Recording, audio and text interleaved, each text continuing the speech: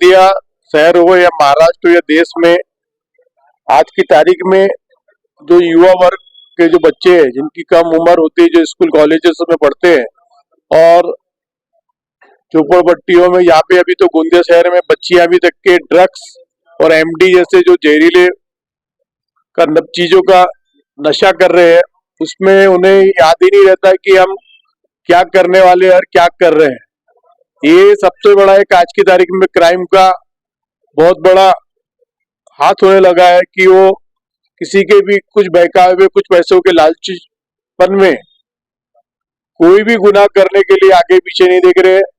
हाल ही में जो गुनाह हुआ है, एक कड़वे सर से लाए हुए बच्चों को जो पेपर के माध्यम से, पुलिस विभाग के माध्यम से हमें जानकारी मिली है, उसे लगता है कि आज की तारीख में इन युवा वर्ग को, बच्चों को, बच्चियों को नशे की आदत में या किसी भी प्रकार के जो कर्ज के माध्यम से कर्ज बचाने के लिए कोई भी आदमी कोई भी लालच देकर कोई भी गुनाह करा सकता है। इस गोंदिया शहर में ऐसे बहुत से गुने हो रहे हैं और बहुत से शहर में, जिले में भी हो रहे हैं, देश में भी हो रहे हैं। मैं ही चाहता हूँ अगर जिस दिन ये सारी चीज में पाबंदियां लग जाएगी तो ये जो गुनेगारी की एक पूरे देश में अगर सबसे अच्छा गृह विभाग है वो है महाराष्ट्र का। अगर इस पे अपने लगाम लगी तो एक जो गुनेगारी है ये शायद बंद हो जाएगी। व्यापारी वर्ग हो, किसान हो, पत्रकार भाई हो या कोई भी आदमी हो या जनप्रतिनिधि हो, सब किसी भी पक्ष का हो, उसको सुरक्षा मिलने और सुरक्षित रहने का एक देश के संविधान के अंतर्गत एक अच्छी सहकारिता मिलेगी, मुझे ऐसा लगता है। शासन प्रशासन को क्या गुहार लगाओगे इस प्रकार से ऐसे हादसे न हो?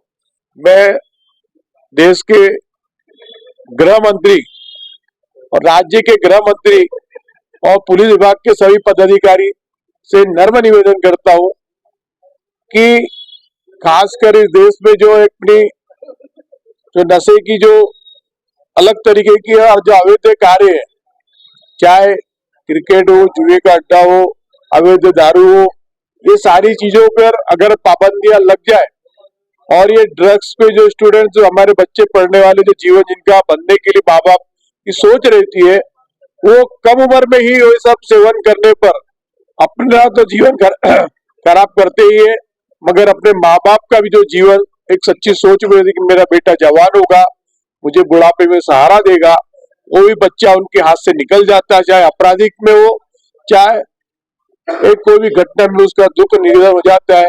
ये इसको बचाना हमारे देश की सबसे बड़ी जिम्मेदारी हमारे देश के सभी जो जनप्रतिनिधि है उनकी है।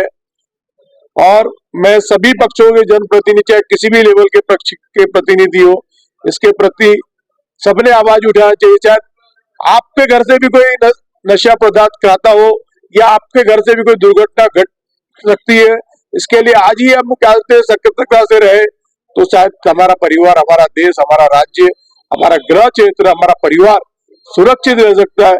ये हमें आज सोचने की, समझने की बहुत अच्छी जवाबदारी है। इसके लिए आप सब हम मिलकर, आप और हम मिलकर एक पहल रखेंगे तो शायद फिर राम राज्य आ सकता है और सब सुरक्षित रह सकते हैं। यही आपके माध्यम से बताना चाहता हूँ।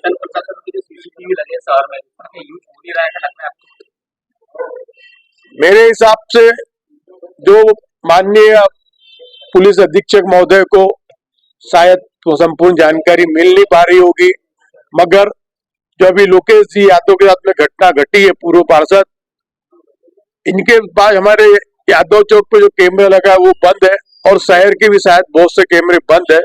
शायद मुख्य जो अधीक्षक महोदय उनकी जानकारी प्राप्त ना हो रही हो, मगर कैमरे चालू रहना चाहिए, चाहे इसी गोंदिया शहर के हो चाहे कहीं भी क्षेत्र के कैमरे, शासकीय कैमरे चालू रहेंगे तो क्राइम करने वालों की नजर भयभीत रहेगी और देश, राज्य और शहर, गली कुच्ची सभी सुरक्षित रहेगी। ये मैं ऐसा लगता है। ऊपर दिन दहाड़े से हमले हो रहे हैं, उसी तरह जनप्रतिनिधि वार्ड की सेवा करता है, लोगों की सेवा करता है, इस तरह का सुरक्षित नहीं है। अभी ये बहुत अच्छा क्वेश्चन पूछा। मुझे भी मेरे भाई के साथ में, पूर्व पार्षद के साथ में हुआ, मेरी पत्नी भी पूर्व पार्षद है, मैं भी हूँ।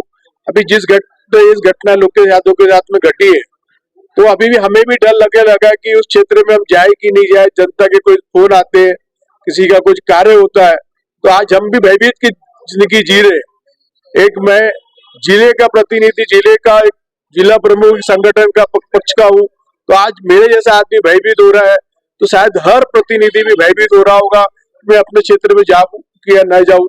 इसके लिए सबको, इसीलिए माननीय गृह मंत्रालय के माध्यम से और सभी विभाग के जनप्रतिनिधियों से अपने इसको एकत्रित होकर हमें आवाज उठाना चाहिए। मैं किसी पक्ष की बात करने के, एक जो प्रतिनिधि का कार्य है होना चाहिए, प्रतिनिधि सुरक्षित रहना चाहिए, यही मेरी इच्छा है। और ये भयभीतता बनी हुई है, भयभीतता भी दूर होना चाहिए, यही मेरा कहना है। कुछ दिन पूर्व जो है शासन प्रशासन की तरफ से हर चौक चौक में पुलिस कर्मचारी दिखते थे, अभी दिखते नजर नहीं आ रहे, क्या बोलेंगे?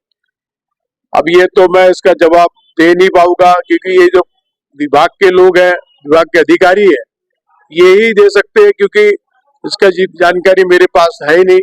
मगर जनता की सिक्योरिटी होना चाहिए, जनता का एक बचाव होना चाहिए, यही मैं आपके चैनल के माध्यम से बताना चाहता हूँ।